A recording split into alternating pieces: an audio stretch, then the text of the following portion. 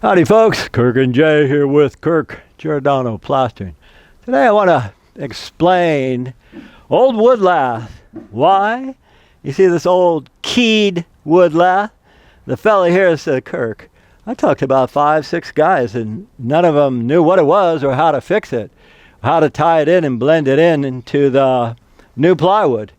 I said, well, I guess you called a few fellas that don't have enough time in.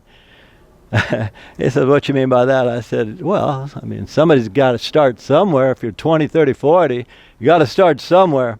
I'll explain something about this because I've been doing this too long. A lot of years, guys. What that is, really, it's a wood lath. It's a keyed wood lath. And what it is, in 1890 to 1920, and even up until 1930 and 40, they would put the studs on the house. Then they'd put this keyed redwood lath. Sometimes it was resin treated like railroad ties. This stuff lasts forever, guys. I've seen houses that are so structurally strong, but when you do maintenance, like say you put new windows, new doors, and a new foundation like this, then you got to put it back together. Other than that, this is one of the strongest systems ever made because you're talking 1 inch of redwood. And then these keys right here, these holes, that's where the stucco goes in those. So now you're talking about another inch of stucco. So what do you have? You have a solid wall, structurally strong. Anyway, a fella asked me just yesterday, he said, Kirk, how do you put the paper onto the weep screed? This is called a weep or a drip screed. 1980 they started using this. They didn't have this when they built this house because this is, I can tell by the wood, it's built pre-1930s. Anyway, I'm going to explain a couple things on how to tie this stuff in, guys. Remember, this keyed redwood, it has tar paper in back of it. So what we do is we look for the mud sill. Mud sill's right here. We want to protect the mud sill. How do you protect it? You use a weep screed or a drip screed. Again, these are, they're usually for color coats, but we have to install them anyway. So what I did over there is I've already put this weep screed, and what we do is we put it 1 inch or 2 below the mud sill. That way, if water ever did penetrate this, and it would usually penetrate through a window, stucco's pretty much waterproof, plus they're going to prime and paint it.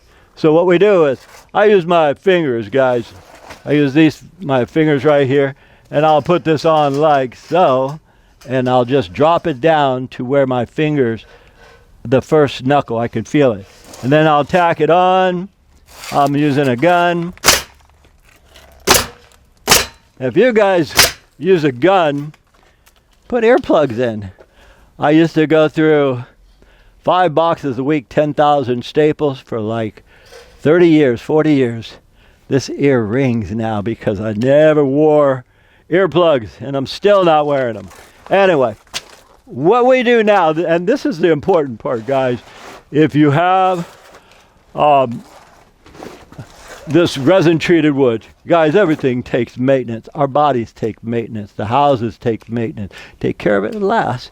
Paint a house like this, stucco or wood, every 10 years, it'll last forever. Anyway, what we're doing is we take the paper. Now we tuck underneath this plywood. So we want to go at least 6 inches. That's code, guys. 6 inches over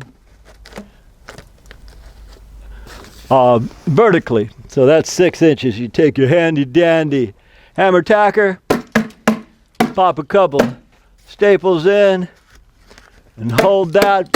And when the fellow was asking me, Kirk, how do you put the paper on the weep screed? These holes here are for a 3-coat system. This is not a 3-coat system, but we have to do the same thing. So you take your knife and you cut this angle out right here.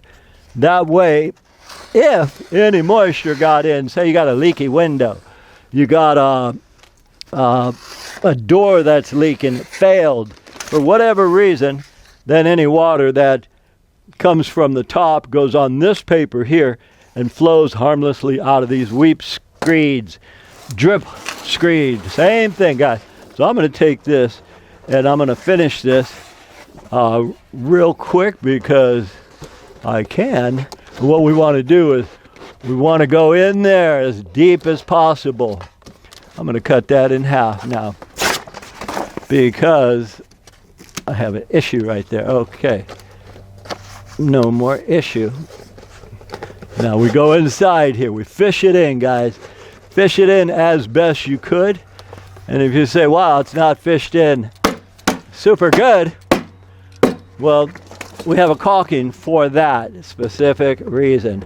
And the caulking it's a polyurethane caulking. It's it's a adhesive sealant. And we use adhesive sealants when we do lath. When we do crack repairs, I sometimes use a different caulking, and that would be Moreflex or something of that nature. Moreflex has sand in it. Oh yeah, you pay a lot for sand. I'll show you that in a minute because this is going to require a lot of caulking. What would you guys rather have? A house that is leaking or a house with a nasty finish? Now there's a lot of textures on this house here, but we're not going to go into that. The important thing when doing any stucco work, guys, is always waterproof it. So let's just take this for example. Now, is it a crime if your steel shows? No. It's but for the inspector, I want him to think, hey, we're pretty good. I don't even want him to see that. So this does get an inspection, guys. Paper wire called lath gets an inspection. I'm going to put this under here, up, couple staples, then I'm going to cut this out. Again, like the fellow who asked me on the last video, Kirk, how do you cover the weep screen? You cover it just like that. Whether or not it's Tyvek, house wrap, or anything, you cut this out so if it does leak, allow for that water to get out of there.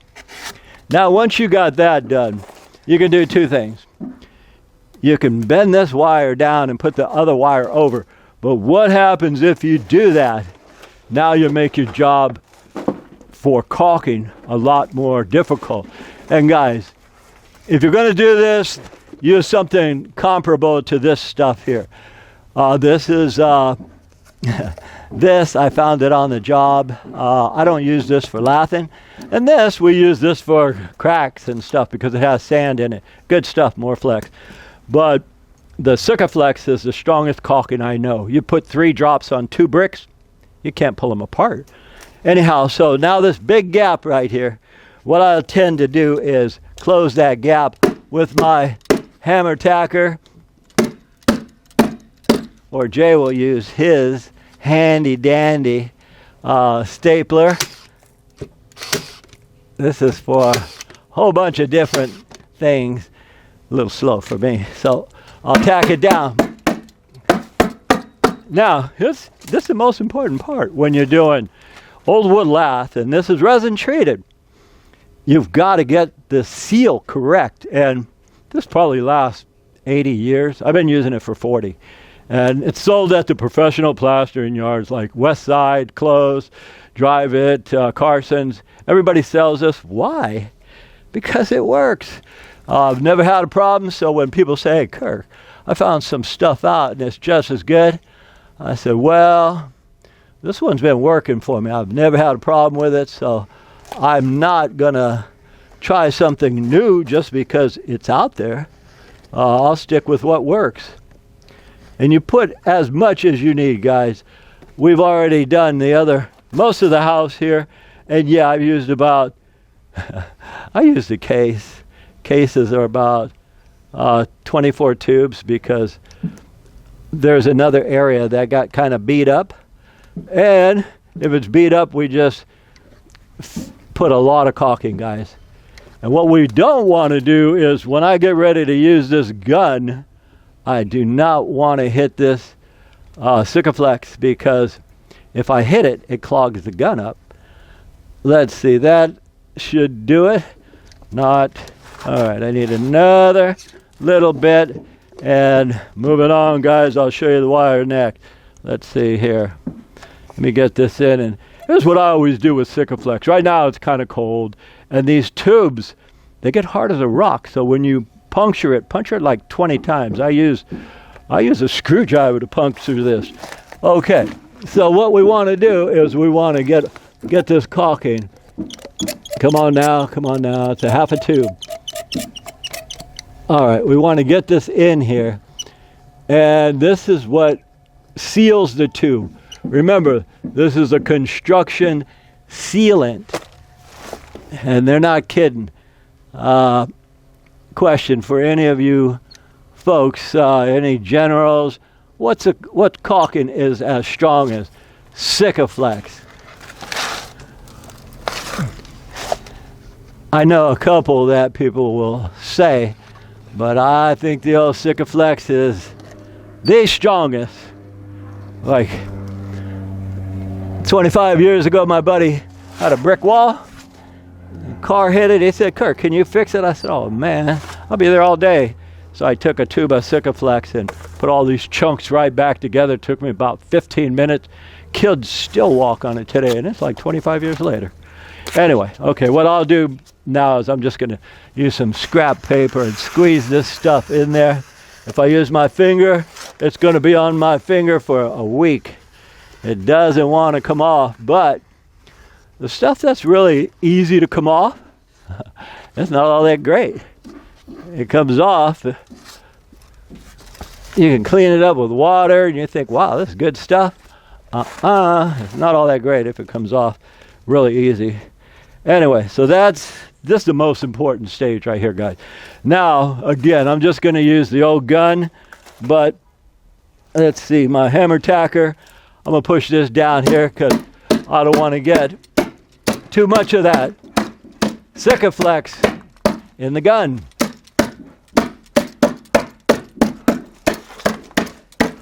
I'm even nervous with this because this is a Christmas present from my son Dan. He's like, "Hey Dad, all your hammer tackers suck. I bought you a brand new pretty one. It's lightweight, magnesium." And I said, "Boy, that ain't the liquor I drink. What you buying me tools for? You better buy me some whiskey." Anyway, another story, guys. So, all right. I'm talking about not getting any Sikaflex in it. Oh, too late. Come on out. All right. Now what we want to do is take the wire, and the wire, this is 17 gauge self-furred. Can you use 18 gauge? Sure you can. 18 gauge works. It's smaller holes. I use 18 gauge when I'm doing studs, but this is solid backing, so I don't need 18 gauge. Now the gun here has got 2 rows of staples.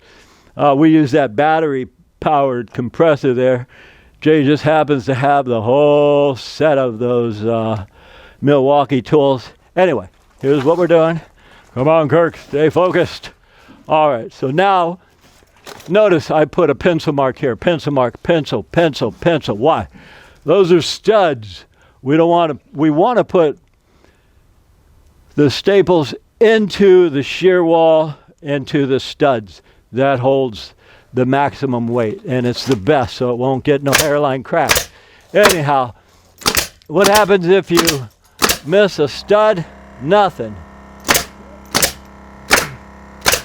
You just follow the stud.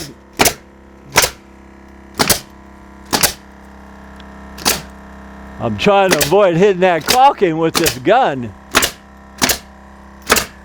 because that caulking will jam this up right here.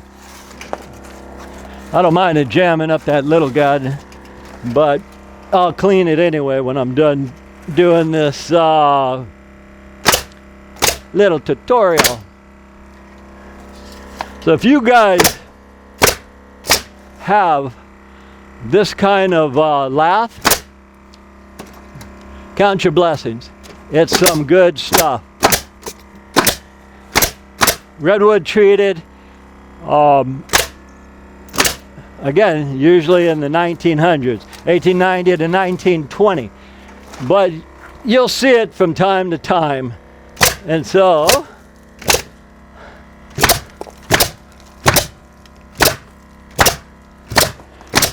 Okay, stud. And since these wires here are a little overlapping the stucco, I'll just bend them down, because here's where we can get a perimeter crack. Why do we tuck the paper under? So it doesn't leak. Why do we put our new wire over the existing wire? So it doesn't crack. Theoretically, stucco, if you leave it in a bag, it won't crack. You put it on the wall and that wall moves, cracking. Anyway, we're almost done here. We saved this for absolute last since we wanted to get the job done. My name is Kirk. Jason's on the camera. He done most of this. We thank you guys for watching, and as usual, we'll see you on the next one. All right, folks, we want to thank you for watching how we do things in the stucco and plastering world. We really enjoy your questions and comments, so if there's anything you want to learn about that we can show you, please let us know in the comments. And as always, from the entire Giordano family, we'll see you on the next one.